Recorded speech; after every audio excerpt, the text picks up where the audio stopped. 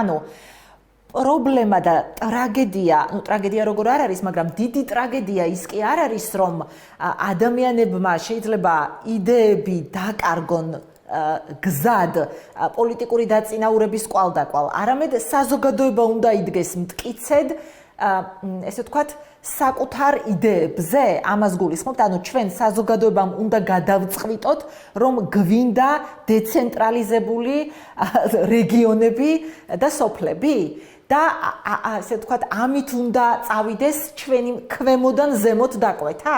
აქ არის ჩვენი გადარჩენის გზა?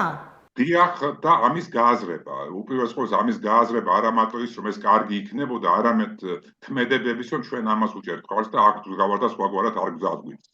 უნდა ვიცოდეთ, რომ ამას ეყოლება დიდი წინააღმდეგობა, იმიტომ რომ ავტორიტარული სისტემა და ეს სისტემა ჩამოყალიბებულია ჯერ რუსეთის იმპერიაში, არაფერი არ შეცვლილა ამ მხრივ, არც ადმინისტრაციულ მოწყობაში და არც ვთქვათ ორგანიზებაში ამ სისტემისა.